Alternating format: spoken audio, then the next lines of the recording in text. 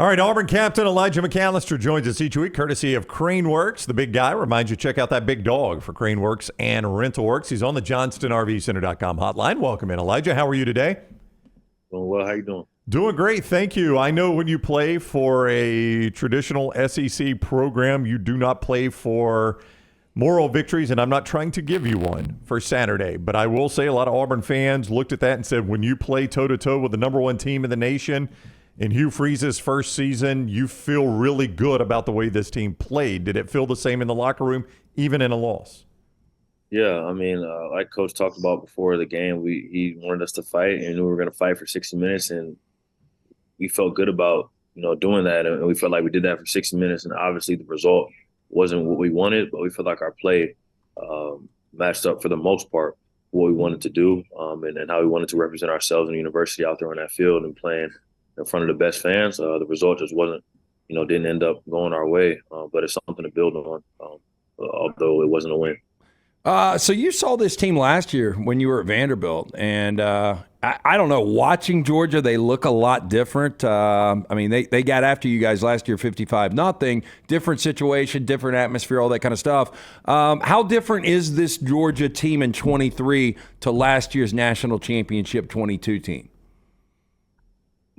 Kind of think back to the guys they had on that team and different things last year. Well, Stetson Bennett. Yes. So yeah, that helps. Yeah. Stetson Bennett Jalen Carter. Jalen Carter, which you didn't go against him, but I'm sure you had to look at him and think, my gosh. I mean, obviously, they're two-time national champions, and guys graduate, and guys, come in and get new roles and starting to, still early part of the season, in my opinion. So they're still trying to get comfortable with who they are in their new roles. So I think, obviously they're different because they have different people, but I think as far as me feeling like I'm out there and playing different, I'm in a place where, I'm with some talented guys, and they make my job a lot easier. So, they're a lot different, probably just simply because of the guys transition. They had a lot of older guys last year on the team. They played a lot of ball, and it was two-time national championship teams. So.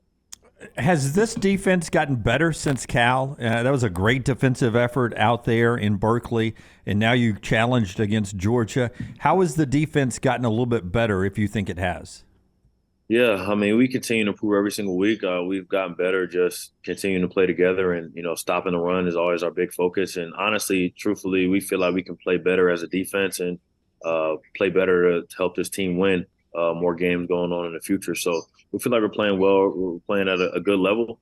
Nonetheless, we know we can push our level to a higher standard so that we can help this team win some ball games coming down the stretch. As you went back and watched the tape from that game, Bowers being open there late for a few catches, was that anything that was alarming to you guys? Did he just find a zone?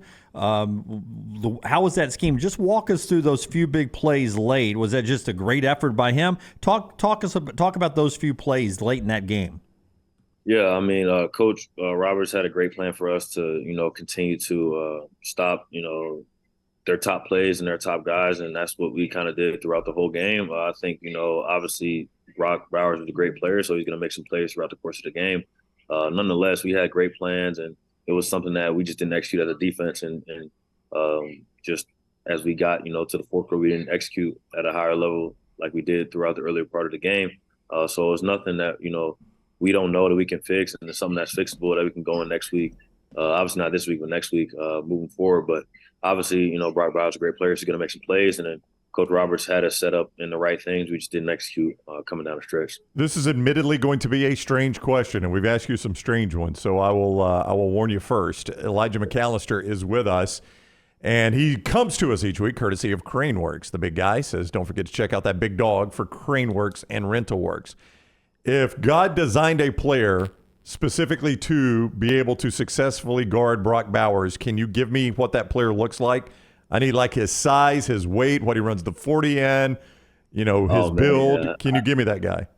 I'd say he'd have to be between 6'1" and 6'3", somewhere around there, about 220, long arm guy that can run. Can I give you Ed Reed? Will that work? What was Ed Reed's height? Was he? I think he was about 6'1", 6'2". All right.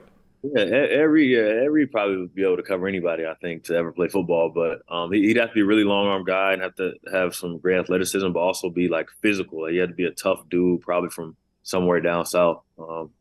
I like it. Yeah, but like a 4.6. I mean, probably needs to run a 4.6, 4.5. Am I right about that? Sure. Yeah. Because he's rolling. Like, I mean, you see it on tape. He's rolling. Like, he can run for real, honestly. Yeah. Hey, after 2 physical battles against A&M and Georgia, you guys get a well-deserved bye week here before you guys head down to the Bayou to take on LSU.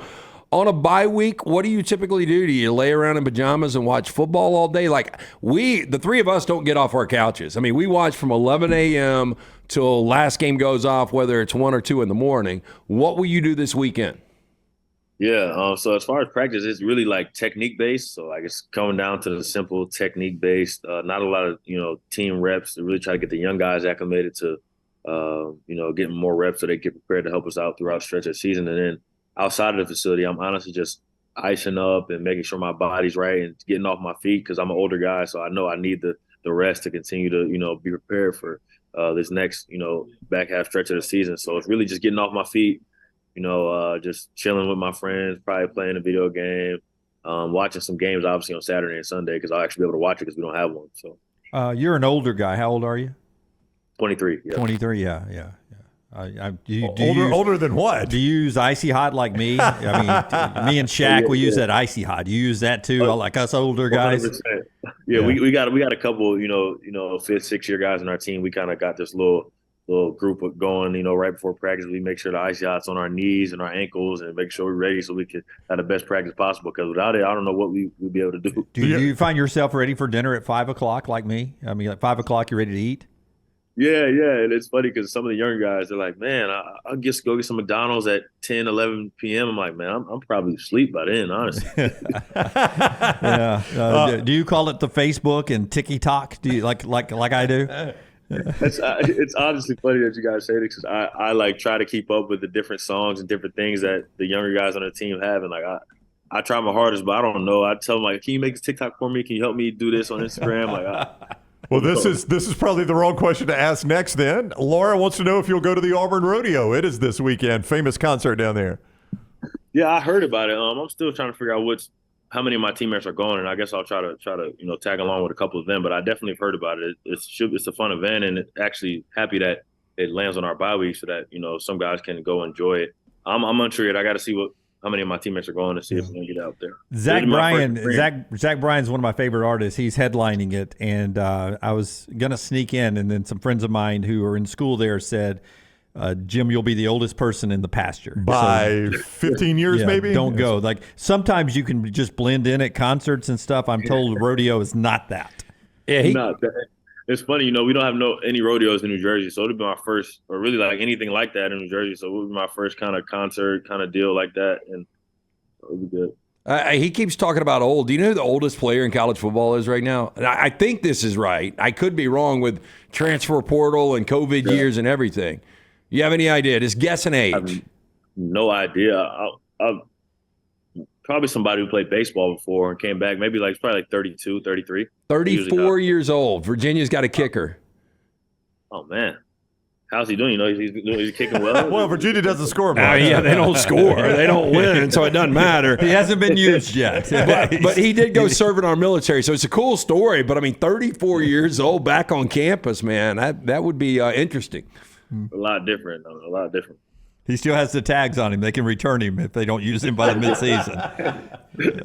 Yeah, I was going to see if he even registers in field goals. Yeah, he does. Virginia, he is Will Bettridge. Is that the guy? It's Matt Gainard. Then he's the backup.